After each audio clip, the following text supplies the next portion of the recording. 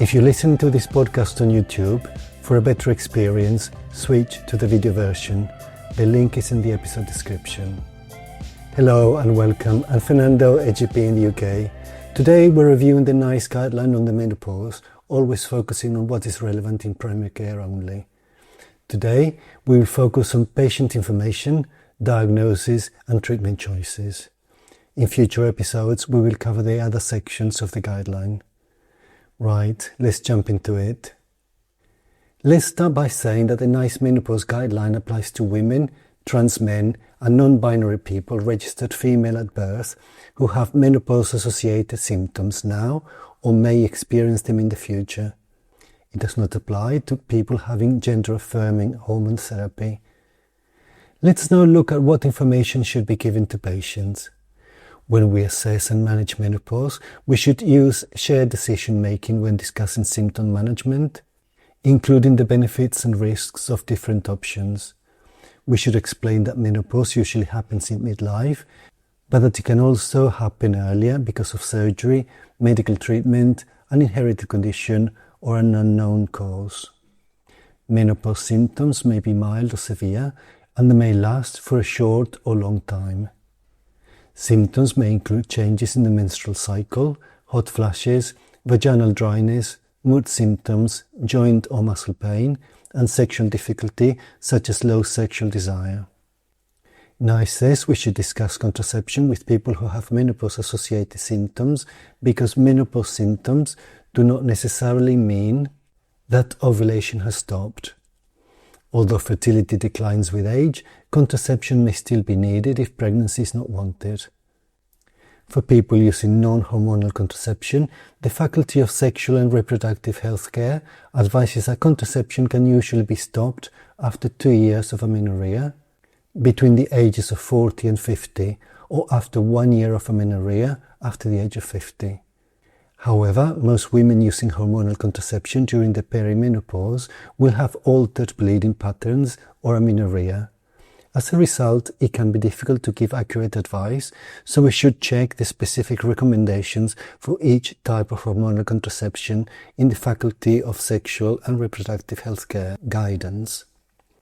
In general, it advises that contraception can be stopped at age 55 because spontaneous pregnancy after this age is exceptionally rare.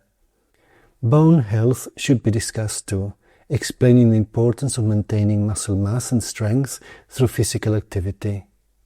For people experiencing early menopause between the ages of 40 and 44, we should offer psychological support if they are distressed by it. Let's now look at the diagnosis. In otherwise healthy people aged 45 or over with menopausal symptoms, NICE says we can usually identify perimenopause and menopause without laboratory tests. Perimenopause can be identified if vasomotor symptoms have recently started and there are changes in the menstrual cycle. Menopause can be identified if the person has not had a period for at least 12 months and they're not using hormonal contraception. In people who have had a hysterectomy, menopause is identified based on the type and combination of symptoms, for example, vasomotor symptoms. NICE also says that menopause can be harder to identify in people taking hormonal treatments, because as we mentioned earlier, hormonal contraception can alter bleeding patterns, making it difficult to know the underlying menopausal status. NICE says we should not use FSH to identify menopause in people taking combined contraception or high-dose progestogen contraception, and the Faculty of Sexual and Reproductive Health Care explains why. Combined hormonal contraception suppresses estradiol, FSH and LH, and depomedroxyprogesterone acetate can suppress FSH to some extent, meaning someone could be menopausal but not show the expected rise in FSH. NICE also says that people from some ethnic minority backgrounds and people with some lifelong conditions may experience menopause at a younger age. NICE does not give a list of specific ethnicities, but in its rationale it gives Down syndrome as an example of a lifelong condition. So the practical point is to think about menopause earlier in these groups. NICE says that FSH should only be considered in specific situations.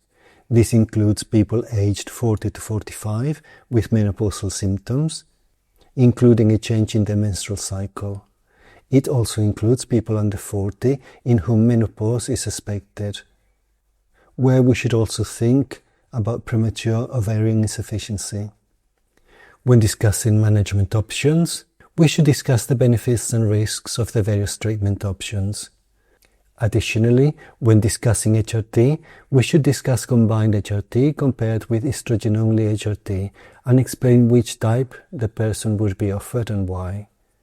We should also discuss transdermal HRT compared with oral HRT, the different types of estrogen and progestogen, and when to give sequential versus continuous combined HRT and why.